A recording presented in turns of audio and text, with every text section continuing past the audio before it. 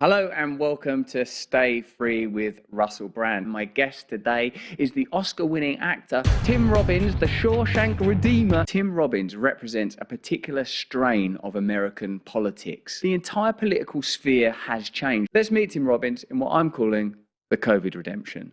Tim, thanks so much for joining me on Subcutaneous. Pleasure to be here in the snow. Why did you feel it necessary to speak out against some of the measures? Well, first let me say that I didn't at first. I bought into it. I was masking everywhere. I was keeping my social distance. So I was adhering to requests made of me. And I felt, angry at people that didn't do that. I felt angry at there was a protest in Orange County, I remember, of people that didn't want to put masks on. Got very angry about that. As time progressed, I eventually got out of Los Angeles. I drove cross country and saw areas of the country that were not adhering to the policies, and eventually wound up isolating myself in New York State for a good 7 months. And it wasn't until I came to the UK in January of 2021 that I started to have questions. And I was here on a job, and I noticed a lot of people were not adhering, again, to these requests made by their government. And I thought, well, they're going to have a hard day coming up.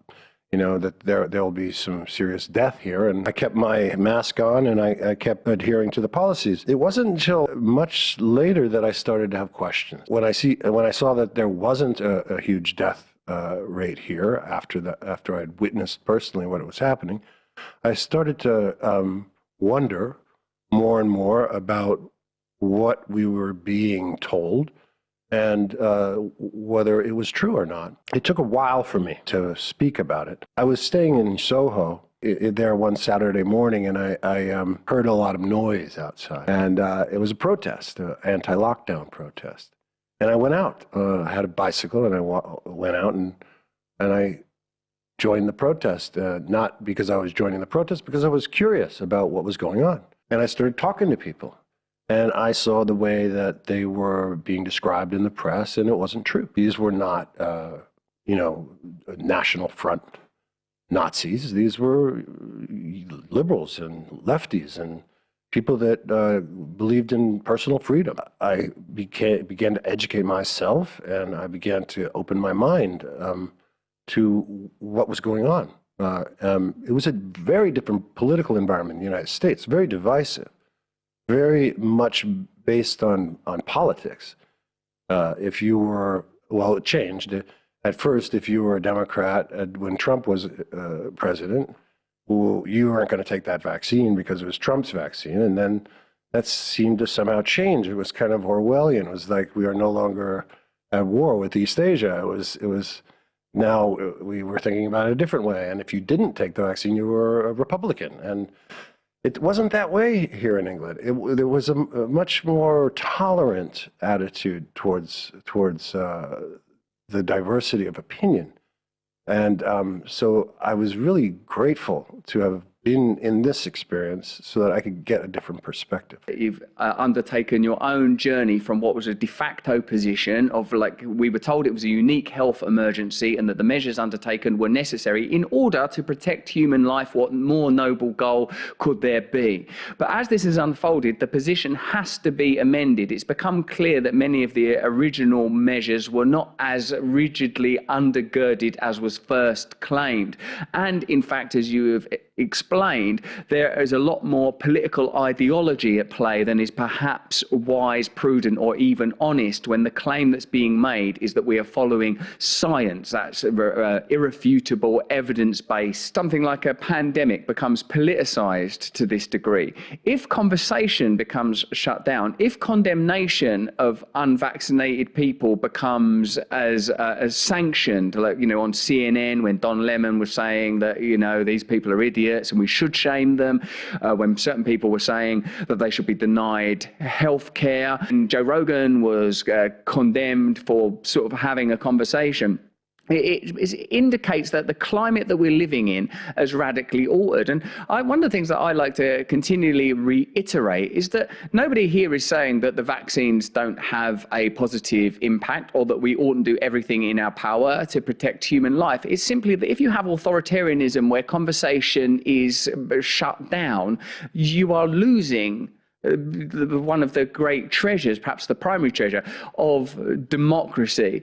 Do you feel, Tim, that the pandemic revealed something about the nature of establishment power, the aesthetics of establishment power, and perhaps the way that liberalism itself is changing? Well, I think it started to reveal itself when we became aware of the idea that the vaccinated could spread it and catch it like the unvaccinated. So to continue the policy of lockdowns or mandates after that didn't seem to be following the science. It seemed to be following a political agenda. And so that's where I really started to have problems with it. There were a few instances that were really disturbing to me. One was when the CDC changed the definition of a vaccine on their website. Another was that when they denied that natural immunity was something. So there was an awful lot of people that got COVID early on. I believe I did, and I got very sick. In the past, natural immunity is one of the building blocks to moving forward. Some people get vaccinated, some people have natural immunity, and eventually we have herd immunity. So the fact that there were these change of definitions was something that my alarm bells went off. And so I wondered what is going on, what is beyond the very real idea of taking care of people and making sure that we don't have a terrible death rate. But then we also became aware that the most people at risk were either immunocompromised or elderly.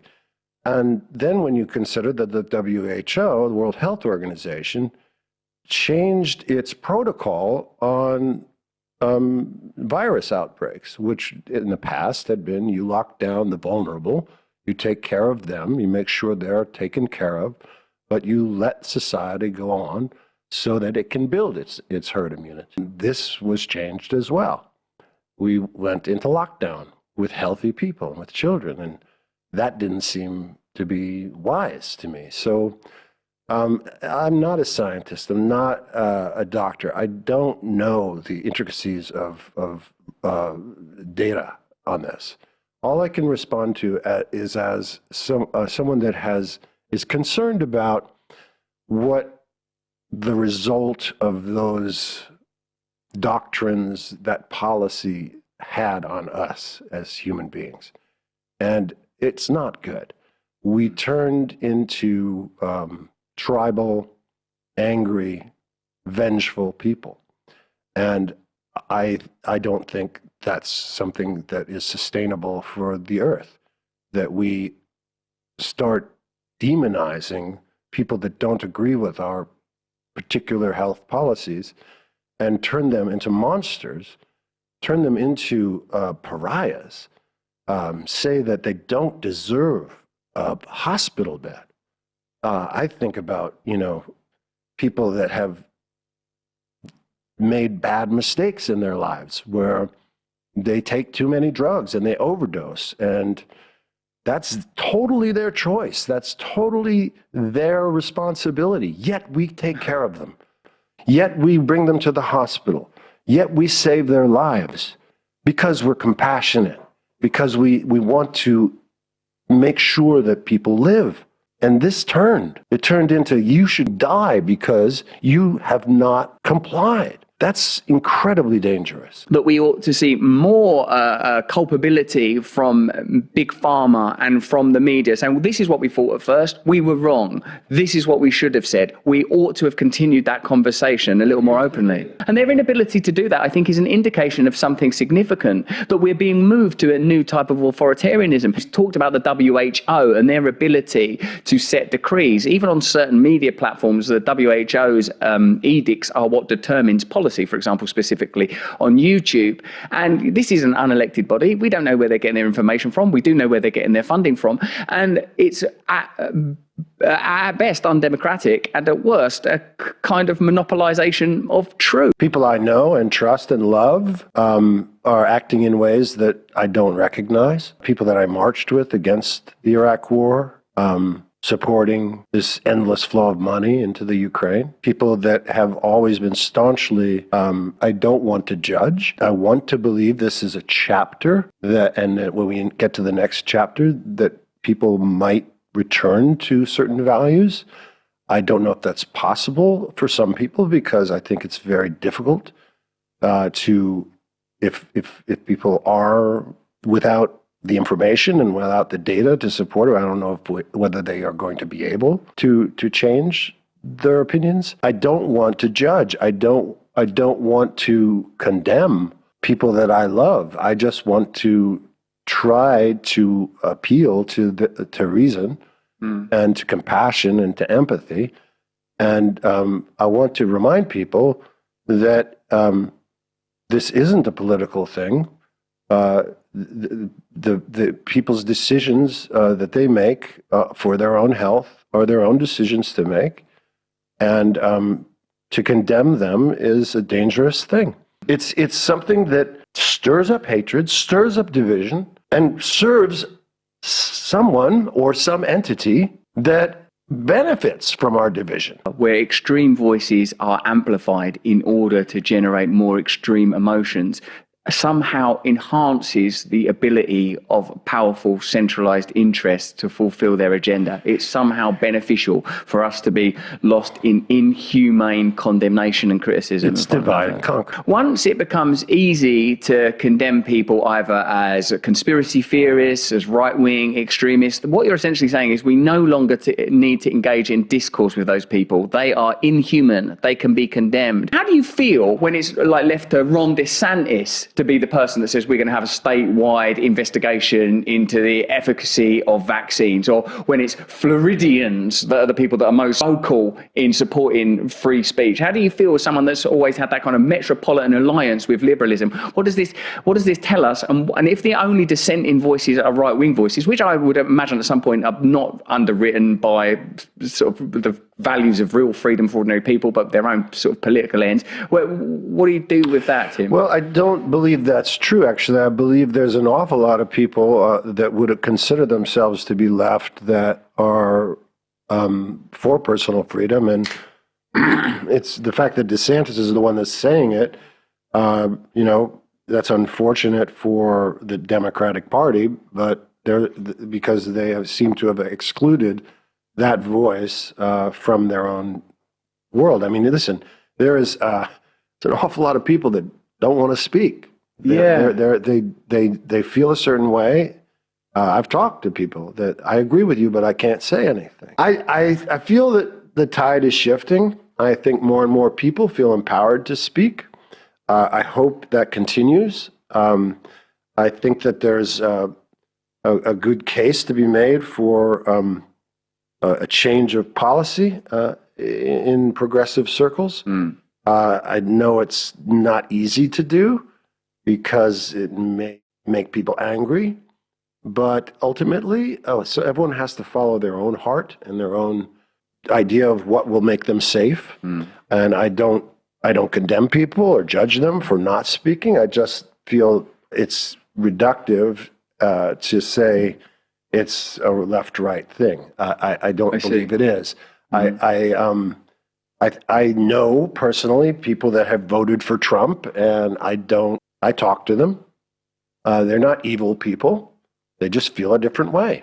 And those that weren't vaccinated wouldn't be allowed in the theater. And I just felt that betrayed the whole concept of community, of the whole idea of theater is that it's different people with different opinions coming into a communal space, and the actors take them through a story and raise important questions, and the audience has to deal with it. But they share emotion together. They share laughter, they share tears. They are brought to a communal experience by the actors. It's not a political meeting. It's not somewhere if you don't comply with our way of thinking, you cannot come in this theater. Yeah. That ruins the whole spirit. All right, back to the Greeks. That is a betrayal of what theater is supposed to be. And this is another thing I found very refreshing about being in London, was that the West End didn't have the restrictions that Broadway did.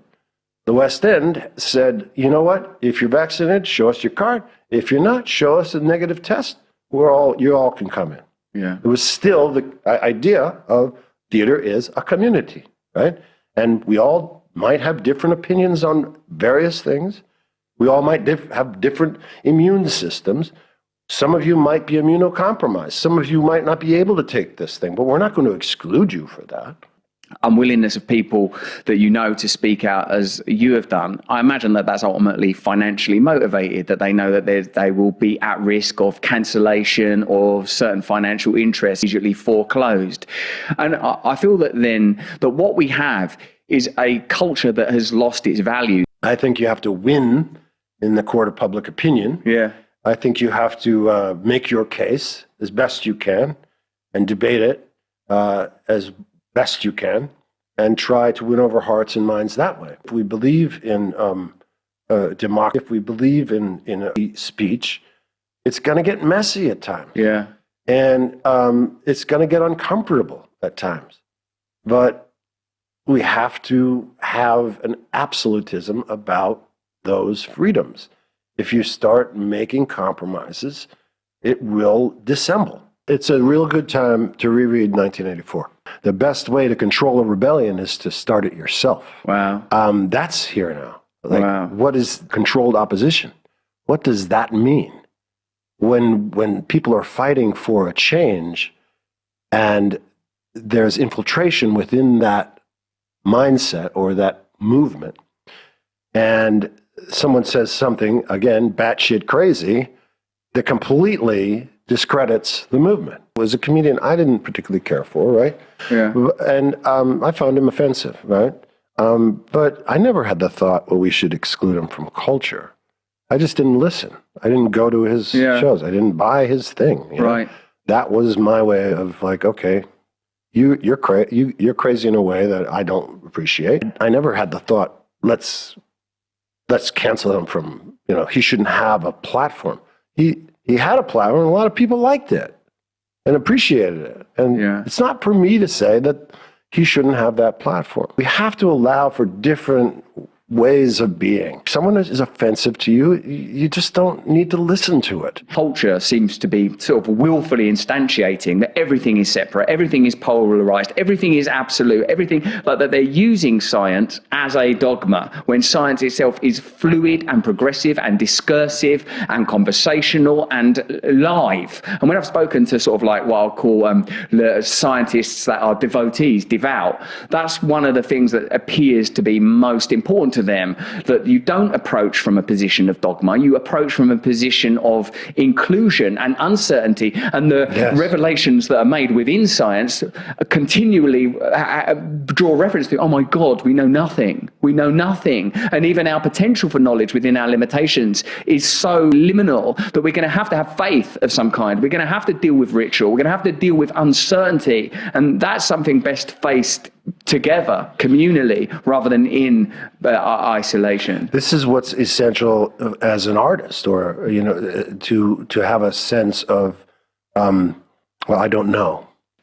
Tim, thank you so much for this beautiful conversation about redemption, inclusion, change, the possibility of new futures, the necessity for conversation, the power of art, the necessary suspicion of anybody who claims to have both virtue, expertise, and answers in what has to be an ongoing discourse to new discoveries together. Thanks so much, Tim. My pleasure. The rollout of the biotech Pfizer vaccine is perhaps the greatest miscarriage of medical science, damage to population health, erosion of trust in public health, and attack on democracy that we will witness in our lifetime. The key psychological barrier as to why these facts have not been acknowledged by policymakers and taken up by the UK mainstream media. That psychological phenomenon is willful blindness.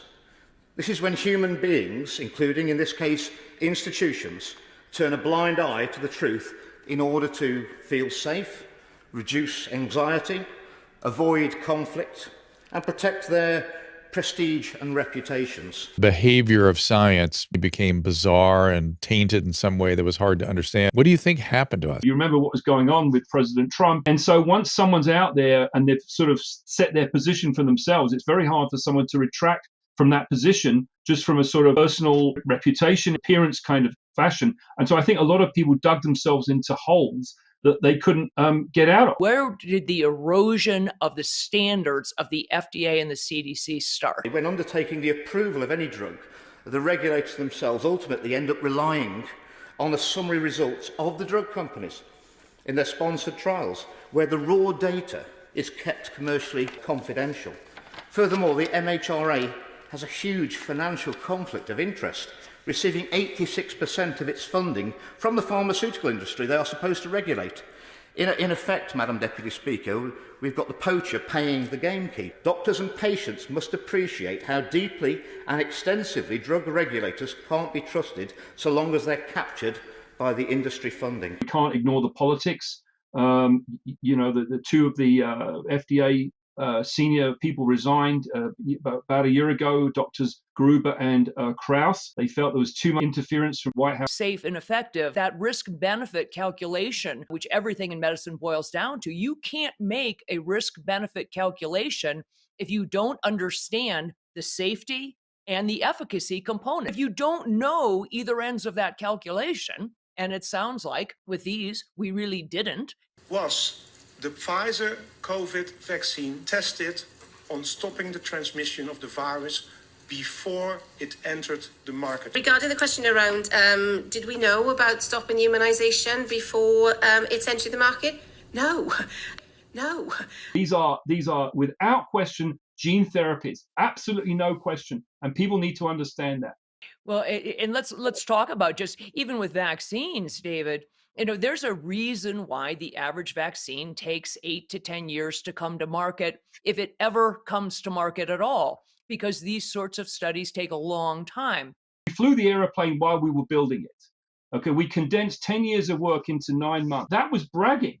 Are you proud of that? Look what you've missed. You've missed all these studies. You haven't reported. Where does it go? How long does it go there for? If you keep doing this, first of all, they're not going to follow you. And secondly, when they need to follow you, they're not going to.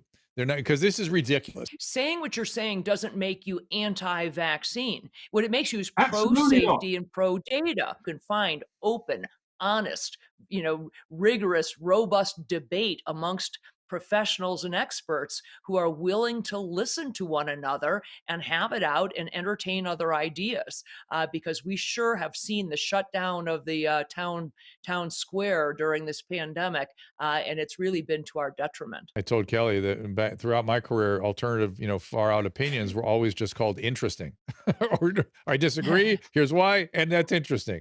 And instead of dangerous or misinformation or God knows what, think this through, redeploy if it's appropriate, but don't rush ahead with the abandon and the hubris that they've been doing. So it makes the theories of such as Robert Kennedy start to hold water, because then you think, well, why are they doing this? Is it that cozy relationship with pharma? Petition with the Supreme Court of Florida to impanel a statewide grand jury to investigate any and all wrongdoing in Florida with respect to COVID-19 vaccines. And Joe Latipo want to build off the work he's done by increasing surveillance and research of adverse impacts from the COVID-19 shots. A study that was published in Clinical Research in Cardiology, they performed autopsies on individuals who died suddenly without any known acute illness within a few weeks of COVID-19 vaccination. 4 out of 35 people who they looked at actually had myocarditis. And it was a type of myocarditis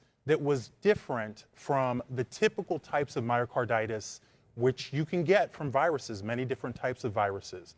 And specifically, it was a type of myocarditis that they attributed to mRNA COVID-19 vaccines. Died at home suddenly. So all of the studies that you see about myocarditis, they are not included in these studies because these people did not show up at hospitals or emergency departments with chest pain or shortness of breath or other symptoms that would lead to a diagnosis of myocarditis. These are people who are not counted in any of those estimates that the CDC likes to pretend are accurate. So we are initiating a program here in Florida where we will be studying the incidence in surveillance of myocarditis within a few weeks of COVID-19 vaccination for people who die. We will answer this question. It is a question that I'm sure keeps the CEOs of Pfizer and Moderna up late at night, hoping no one ever looks, but we're going to look here in Florida. Our media has clearly demonstrated that it is impossible to report accurately on something if you're also taking money from that same something. I don't always share the news, but when I do, I lie. Though you can expect a clear answer to this question in exactly never. Like, what is this? Like, what are they doing here? You sound like a conspiracy I do. theorist. I am a conspiracy theorist. Well, look, some of them are real. I'm not a outrageous or illogical conspiracy theorist for the most part. I believe you. But there's a lot of conspiring. The idea that conspiracies don't exist. Well, what about Enron? What about the Iraq War? There's so many conspiracies that you can prove easily. Yeah. They've turned out to be true, and just follow the money and power. Yeah. That if he were to mention that in the newsroom in which he worked, he would fear that he would lose his job. And it is this conspiracy of silence that we need to break. Thank you for watching.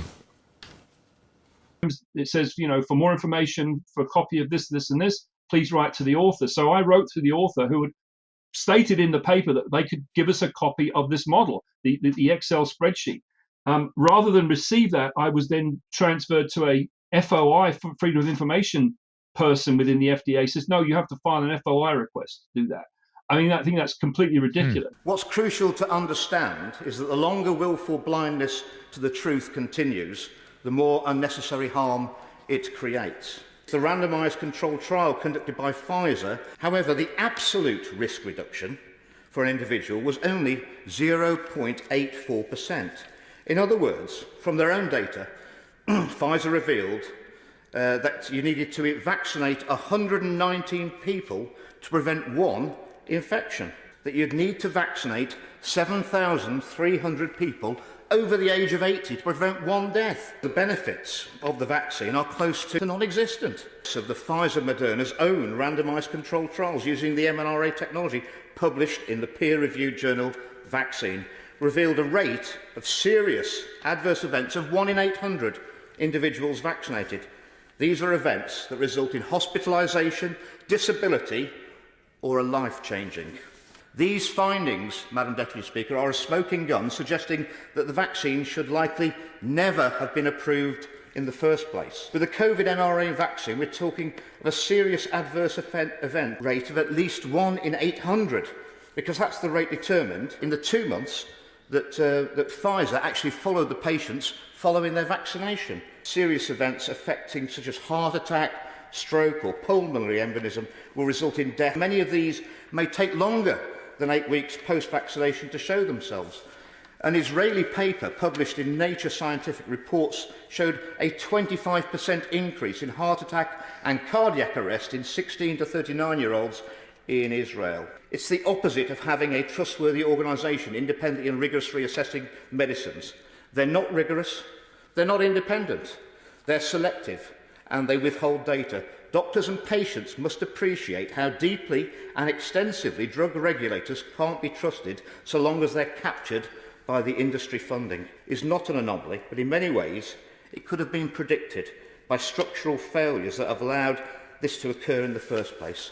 These shortcomings are rooted in the increasingly unchecked, visible and invisible power of multinational corporations, in this case Big Pharma, We start by acknowledging that the drug industry has a fiduciary obligation to produce profit for their shareholders. Madam Deputy Speaker, they have no fiduciary obligation to provide the right medicines for patients. The real scandal is that those with a responsibility to patients and scientific integrity, namely doctors, academic institutions and medical journals, collude with the industry for financial gain. Big Pharma exerts its power by capturing the political environment through lobbying, the knowledge environment through funding university research and influencing medical education, preference shaping through capture of the media, financing, think tanks, etc., etc. In other words, the PR machinery of pharma excels in subterfuge, engages in smearing and deplatforming those who call out their manipulations. But one of these institutions is covering up clear data that reveals the mRNA vaccine increases inflammation of the heart arteries. They are covering this up in fear that they may lose funding from the pharmaceutical industry. The lead of that cardiology research department has a prominent leadership role with the British Heart Foundation. We're not just fighting for principles of ethical, evidence-based medical practice here, but we're also fighting for our democracy. But science has taken a turn towards darkness and asked who is going to take the first step to clean up the system. Silence on this issue is more contagious than the virus itself. Now, so should courage be. And I would implore all the scientists, the medics, the nurses, and those in the media who know the truth about the harm these vaccines are causing to our people to speak out. Madam Deputy Speaker, we've already sacrificed, in my view, far too many of our citizens on the altar of ignorance and unfettered corporate greed. The government's current policy on the mRNA vaccines is on the wrong side of medical ethics. It's on the wrong side of scientific data. And ultimately, Madam Deputy Speaker, it will be on the wrong side of history. Misleading claims regarding efficacy and safety, all in the name of mandating the vaccine and making Big Pharma enormous amounts of money.